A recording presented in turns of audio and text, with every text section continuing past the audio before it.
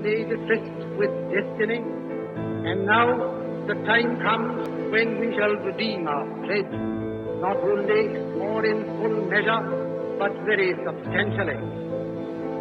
At the stroke of the midnight hour, when the world sleeps, India will awake to life and freedom. नमस्कार, स्वागत है आपका। आप देख रहे हैं हमारी खास पेशकश चाचा नेहरू। आपके साथ मैं लवी गुंबर। आजादी की लड़ाई में गांधी जी के अनुयायी रहे जवाहरलाल नेहरू ने अपने त्याग और संघर्ष से भारतीय जनमानस पर जो छाप छोड़ी, उसकी मिसाल बहुत कम देखने और सुनने को मिलती है। नेहरू की करिश्माई शख्सियत और कुशल नेतृत्व क्षमता ने सदियों से गुलामी से करहाते देश को एक नई दिशा दी और देखते ही देखते भारत एक महान लोकतंत्र और धर्मनिरपेक्ष राष्ट्र बन गया। Long years ago, we made a tryst with destiny, and now the time comes when we shall redeem our pledge, not only or in full measure, but very substantially. At the stroke of the midnight hour, when the world sleeps, India will awake to life and freedom. Nehru ji का बचपन किसी शहजादे की तरह गुजरा। पढ़ाई लिखाई भी दुनिया के नामचीन स्कूल और कॉलेजों में हुई, लेकिन नेहरू जी ने हमेशा देश के स्वाभिमान को खुद के स्वाभिमान से जोड़कर देखा। देश की गुलामी और गरीबी ने नेहरू के दिलो दिमाग पर ऐसा असर किया कि नेहरू जी ने ऐशो आराम को छोड़कर देश की आजादी के लिए संघर्ष का रास्ता अपनाया।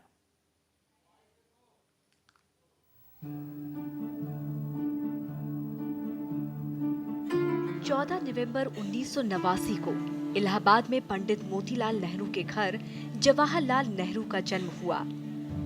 नेहरू जी की मां का नाम स्वरूप रानी था। नेहरू जी के पिता मोतीलाल नेहरू अपने वक्त के जाने माने वकील थे। जाहिर है, नेहरू जी का लालन पालन किसी राजकुमार की तरह ऐशो आराम के साथ हुआ। इस वक्त तक नेहरू जी का पूरा परिवार पश्चिमी सभ्यता के रंग में रंगा हुआ था। नेहरू जी की पढ़ाई लिखाई भी इसी अंग्रेजी सभ्यता के मुताबिक हुई। हालांकि 15 साल की उम्र तक नेहरू जी ने स्कूल का मुंह नहीं देखा। उनकी पढ़ाई लिखाई की व्यवस्था यूरोपियन शिक्षकों की देखरेख में घर पर ही की गई थी। नेहरू जी जब 15 साल के थे, उस वक्त पिता मोतीलाल नेहरू ने उनकी आगे की पढ़ाई के लिए ब्रिटेन भेजने का फैसला किया। साल 1905 में इंग्लैंड के हैरो स्कूल में जवाहरलाल का एडमिशन हो गया। स्कूली पढ़ाई पूरी करने के बाद नेहरू जी ने कॉलेज की पढ़ाई के लिए अक्टूबर 1907 में लंदन के ट्रिनिटी कॉलेज में दाखिला लिया। साल 1910 में नेहरू जी को नेचुरल साइंसेज में बैचलर डिग्री मिल गई। इसके बाद नेहरू जी ने लॉ की पढ़ाई कैम्ब्रिज यूनिवर्सिटी के इनर टेम्पल लॉ कॉलेज से पूरी की। इंग्लैंड में नेहरू जी ने पूरे 7 साल गुजारे। इस दौरान उन्होंने वहां के फैबियन समाजवाद और आयरिश राष्ट्रवाद के लिए एक तर्कसंगत दृष्टिकोण विकसित किया। इंग्लैंड में अपनी पढ़ाई पूरी कर साल 1912 में जवाहरलाल भारत लौट आए और इलाहाबाद हाई कोर्ट में वकालत शुरू कर दी। लेकिन नेहरू जी का मन वकालत में नहीं लग रहा था। इधर पूरा देश आजादी के लिए छटपटा रहा था। नेहरू जी के पिता मोतीलाल नेहरू कांग्रेस में शामिल थे और आजादी की लड़ाई में बढ़ चढ़कर हिस्सा ले रहे थे। ऐसे में आनंद भवन में आंदोलनकारियों का जमघट लगा रहता था। घर में देशभक्ति के माहौल का असर जवाहरलाल पर भी पड़ा और वो कांग्रेस में शामिल हो गए। साल 1912 के आखिर में पटना के बांकीपुर में कांग्रेस अधिवेशन में जवाहर शामिल हुए। नेहरू जी आजादी के लिए बेचैन हो रहे थे, लेकिन आजादी कैसे मिले, इसकी रूपरेखा अब तक उनके मन में ठीक से नहीं बन पाई थी। इसी दौरान साल 1916 को लखनऊ में कांग्रेस अधिवेशन के दौरान उनकी गांधी जी से पहली मुलाकात हुई। नियति ने इस मुलाकात के जरिए देश की आजादी की पूरी रूपरेखा तैयार कर ली, लेकिन अभी गांधी और नेहरू दोनों ही इससे अनजान थे। पहली मुलाकात में ना तो नेहरू गांधी जी से प्रभावित हुए और ना ही गांधी जी नेहरू से। साल 1916 के मार्च महीने में जवाहरलाल की शादी दिल्ली की कमला कौल से हो गई, जो बाद में कमला नेहरू बन गई। 19 नवंबर 1917 को जवाहरलाल और कमला नेहरू की इकलौती बेटी इंदिरा का जन्म हुआ। उधर बिहार के चंपारण में नील की खेती करने वाले किसानों के हक में गांधी जी ने जो लड़ाई लड़ी, उससे जवाहरलाल बेहद प्रभावित हुए। अब नियति गांधी और नेहरू को करीब लाने में लग गई थी। Programming desk, national voice.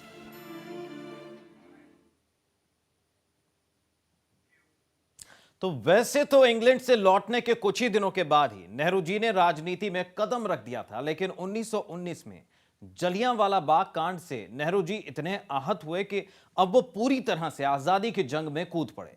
लंबे संघर्ष के बाद जब नेहरू जी पहली बार लाहौर अधिवेशन में कांग्रेस के अध्यक्ष बने तो बड़ा फैसला करते हुए हिंदुस्तान के लिए पूर्ण स्वराज का लक्ष्य घोषित कर दिया।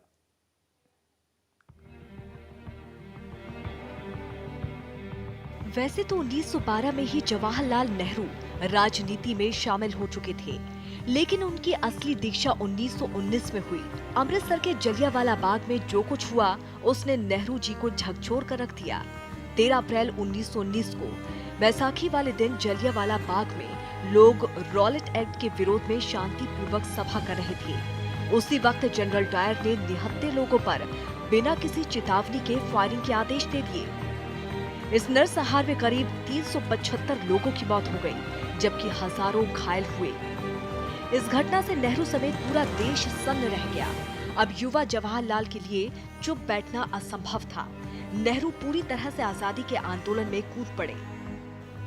जलियांवाला बाग हत्याकांड की जांच के लिए जो कमेटी बनी, उसमें महात्मा गांधी के साथ जवाहरलाल भी शामिल हुए।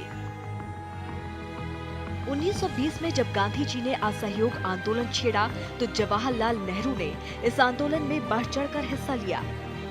नेहरू जी ने देशवासियों से विदेशी कपड़ों की होली जलाने की अपील की। खुद नेहरू जी का पूरा परिवार अब विदेशी कपड़ों को छोड़कर खादी पहनने लगा।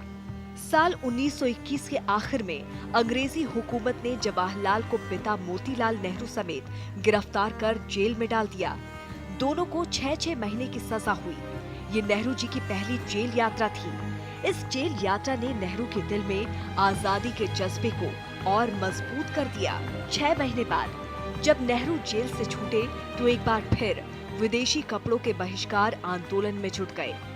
नतीजतन अंग्रेजी सरकार ने उन्हें फिर से गिरफ्तार कर लिया। असहयोग आंदोलन अपने चरम पर था, लेकिन उसी दौरान 5 फरवरी 1922 को चोरी चौरा में हिंसा के बाद जब गांधी जी ने समूचे आंदोलन को वापस ले लिया, इससे नेहरू जी को बड़ी निराशा हुई और उन्होंने गांधी जी के इस फैसले का विरोध भी किया। साल 1923 के दिसंबर महीने में जब इलाहाबाद नगरपालिका का चुनाव हुआ, तो नेहरू इसके अध्यक्ष चुने गए। इलाहाबाद के मुख्य कार्यकारी अधिकारी के तौर पर नेहरू जी ने 2 सालों तक काम किया, लेकिन जल्दी ही अंग्रेज अधिकारी कामकाज में असहयोग करने लगे। नेहरू जी ने विरोध करते हुए 1926 में अपने पद से इस्तीफा दे दिया। इसके कुछ ही दिनों बाद कांग्रेस के कोकनाडा अधिवेशन में उन्हें कांग्रेस का महामंत्री चुन लिया गया। साल 1927 में नेहरू जी को यूरोप और सोवियत संघ की यात्रा करने का मौका मिला। इस दौरान नेहरू जी ने वहां की राजनीतिक और आर्थिक व्यवस्था का अध्ययन किया। इसके साथ ही उनका समाजवाद में विश्वास और भी मजबूत होता चला गया। 1928 में पंडित मोतीलाल नेहरू की अध्यक्षता में हुए कांग्रेस अधिवेशन में नेहरू जी ने एक बड़ा फैसला लेते हुए पूर्ण स्वराज की मांग रख दी। दिसंबर 1929 को लाहौर में हुए कांग्रेस अधिवेशन में पिता मोतीलाल नेहरू की जगह जवाहरलाल नेहरू को पहली बार कांग्रेस का अध्यक्ष चुना गया। इसी अधिवेशन के दौरान पूर्ण स्वराज के प्रस्ताव को पारित कर दिया गया। 26 जनवरी 1930 को लाहौर में पहली बार जवाहरलाल नेहरू ने स्वतंत्र भारत का झंडा फहराया। अब नेहरू का परचम कांग्रेस और देश भर में लहराने लगा था। ये नेहरू जी की करिश्माई शख्सियत का ही असर था कि देश का युवा वर्ग बड़ी तादाद में कांग्रेस की ओर आकर्षित हुआ। Programming desk, national voice.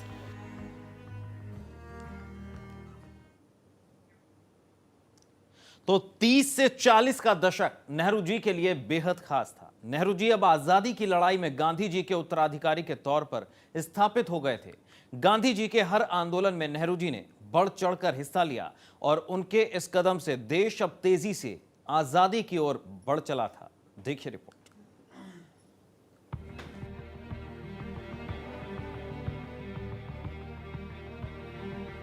28 दिसंबर 1931 को गांधी जी को लंदन में हुए दूसरे गोलमेज सम्मेलन से खाली हाथ वापस लौटना पड़ा। गांधी जी के भारत पहुंचने के एक सप्ताह बाद ही जनवरी 1932 में उन्हें गिरफ्तार कर यरवदा जेल भेज दिया गया। इसके साथ ही नेहरू जी को भी गिरफ्तार कर लिया गया। नेहरू जी को अल्मोड़ा जेल में करीब 2 साल तक रहना पड़ा। इस दौरान उन्होंने अपनी आत्मकथा लिखी। भारतीय राजनीति में नेहरू का सितारा बुलंदी पर था, लेकिन इसी बीच साल 1936 में उनकी पत्नी कमला नेहरू का स्विट्जरलैंड में निधन हो गया। नेहरू जी के लिए ये एक बड़ा सदमा था, लेकिन उन्होंने खुद को संभाला और अंग्रेजों के खिलाफ जंग में डटे रहे। साल 1936 में ही नेहरू जी को एक बार फिर कांग्रेस का अध्यक्ष बनाया गया। 1937 में भी नेहरू जी फिर से कांग्रेस अध्यक्ष चुने गए। इसी बीच 1939 में सेकेंड वर्ल्ड वॉर छिड़ गया। जापान ने ब्रिटिश सेनाओं को खदेड़ते हुए बर्मा तक कब्जा कर लिया था। ऐसे में भारतीयों के सहयोग के बिना मित्र राष्ट्र का पूर्वी मोर्चा जीतना मुश्किल था। इसी नाजुक मौके पर भारत की भागीदारी और मदद मांगने के लिए मार्च 1942 में ब्रिटेन के चर्चिल सरकार के मंत्री सर क्रिस्टोफर क्रिप्स के नेतृत्व में क्रिप्स मिशन भारत आया। 27 मार्च 1942 को गांधी जी ने दिल्ली में क्रिस्टोफर क्रिप्स से मुलाकात की। नेहरू से सलाह मशविरा के बाद गांधी जी ने मदद के बदले स्वतंत्रता की मांग रख दी, जिसे क्रिप्स मिशन ने अस्वीकार कर दिया। क्रिप्स मिशन की असफलता के बाद गांधी जी ने आर पार की लड़ाई का मन बना लिया। गांधी जी ने इस लड़ाई को नाम दिया भारत छोड़ो आंदोलन। हालांकि नेहरू जी इस वक्त कोई बड़ा आंदोलन खड़ा करने के पक्ष में नहीं थे, लेकिन गांधी जी के अड़ जाने पर आखिरकार नेहरू जी को सहमत होना पड़ा। 14 जुलाई 1942 को वर्धा बैठक में कांग्रेस कार्य समिति ने अंग्रेजों भारत छोड़ो प्रस्ताव पारित कर दिया। 8 अगस्त 1942 को बंबई के ग्वालियर टैंक मैदान में कांग्रेस की बैठक हुई। इसमें अंतिम तौर पर फैसला हुआ कि अब अंग्रेजों को हर हाल में भारत छोड़ना ही होगा। गांधी जी ने 9 अगस्त से देश भर में भारत छोड़ो आंदोलन का ऐलान कर दिया। गांधी जी ने करो या मरो का नारा दिया। अब सारा देश जोश से भर चुका था, लेकिन 9 अगस्त की सुबह में ही अंग्रेजी सरकार ने ऑपरेशन जीरो आवर के तहत कांग्रेस के सभी महत्वपूर्ण नेताओं को गिरफ्तार कर लिया। गांधी जी को पूना के आगा खां पैलेस में कैद कर दिया गया, जबकि नेहरू जी को अहमदनगर के चांद बीबी किले में रखा गया। नेहरू जी को इस बार सबसे ज्यादा 3 सालों तक अंग्रेजों की कैद में रहना पड़ा। इस दौरान नेहरू जी ने अपने खाली वक्त का सदुपयोग लिखने पढ़ने में किया। साल 1944 के अप्रैल से सितंबर के बीच नेहरू जी ने जेल में ही अपनी सबसे प्रसिद्ध किताब डिस्कवरी ऑफ इंडिया की रचना की। इधर अंग्रेजी सरकार के दमनकारी कदम से देश की जनता गुस्से में थी। जनता ने खुद अपना नेतृत्व संभालकर विरोध जुलूस निकाला और सभाएं की। स्वतंत्रता आंदोलन के दौरान ये पहला आंदोलन था जो बिना नेता के भी अपने चरम पर पहुंचा। Programming desk, national voice. 1940 का वो दौर जब भारत आजादी के बेहद करीब था। नेहरू जी ने अंग्रेजी हुकूमत के साथ बातचीत में अहम भूमिका निभाई। इस दौरान एक वक्त ऐसा भी आया जब नेहरू जी को देश के बंटवारे के बारे में मुश्किल फैसला लेना पड़ा। हालांकि गांधी जी इस फैसले से सहमत नहीं थे, लेकिन उस वक्त हालात ऐसे बन गए थे कि विभाजन के अलावा कोई और चारा भी नहीं रह गया था।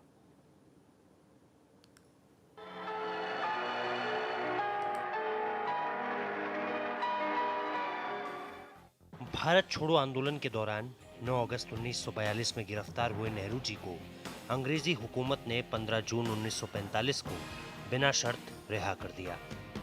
3 साल बाद नेहरू जी ने खुली हवा में सांस ली। इधर अब देश की फिजा भी बदल रही थी।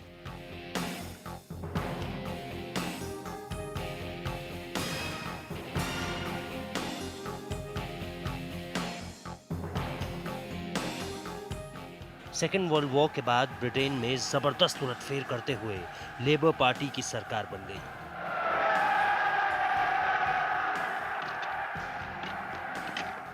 ये सरकार पूरी तरह से भारत की स्वतंत्रता के पक्ष में थी।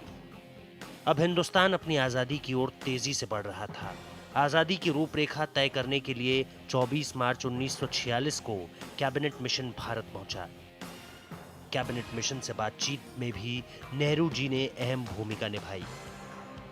मिशन ने कांग्रेस और मुस्लिम लीग को एक ऐसी संघीय व्यवस्था पर राजी करने की कोशिश की जिसमें भारत के अंदर प्रांतों को समिति स्वायत्तता दी जाए, लेकिन कैबिनेट मिशन अपनी कोशिशों में कामयाब नहीं हो सका।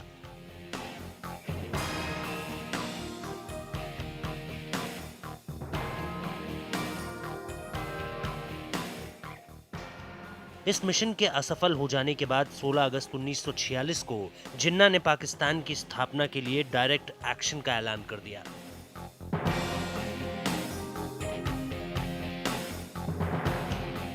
इसी दिन कलकत्ता में दंगा शुरू हो गया। यह हिंसा कलकत्ता से शुरू होकर बिहार और पंजाब तक फैल गई।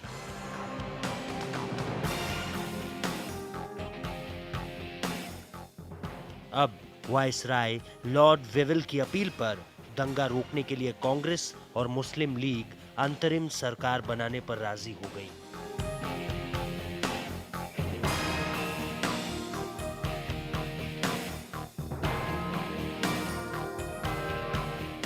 दो सितंबर 1946 को जवाहरलाल नेहरू के नेतृत्व में 12 सदस्य अंतरिम सरकार ने शपथ ग्रहण की। इस सरकार में मुस्लिम लीग के 5 सदस्य भी शामिल हुए। मुस्लिम लीग के लियाकत अली अंतरिम सरकार के वित्त मंत्री बनाए गए, लेकिन मुस्लिम लीग का इरादा कुछ और ही था। लीग के मंत्री कांग्रेस की हर बात पर अड़ंगा लगाते रहे।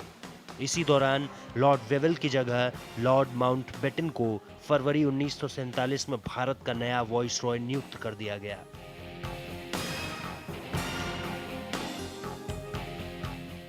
माउंटबेटन ने हिंदू और मुसलमानों में अंतिम दौर की बातचीत का माहौल तैयार किया, लेकिन जब सुलह के लिए उनकी कोशिश नाकाम हो गई तो उन्होंने 3 जून 1947 को विभाजन की शर्त पर भारत की आजादी की घोषणा कर दी।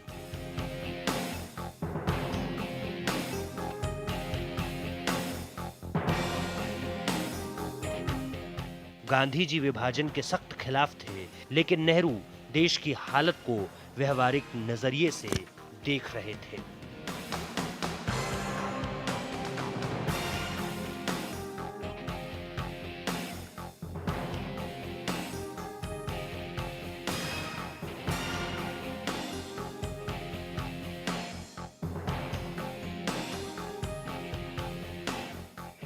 सारा देश हिंदू मुस्लिम दंगे की चपेट में था। ऐसे में देश को गृह युद्ध जैसे हालात से बचाने के लिए बंटवारे के अलावा कोई चारा नहीं रह गया था।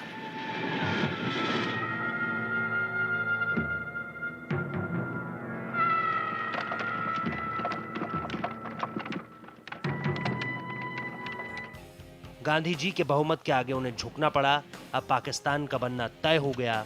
15 अगस्त 1947 को भारत आजाद हो गया।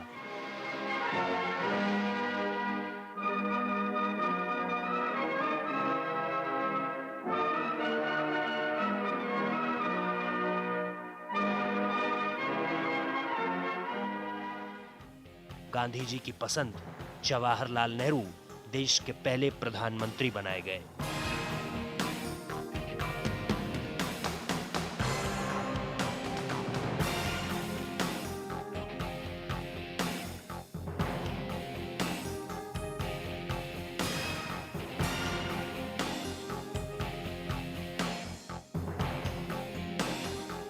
Programming Desk, National Voice.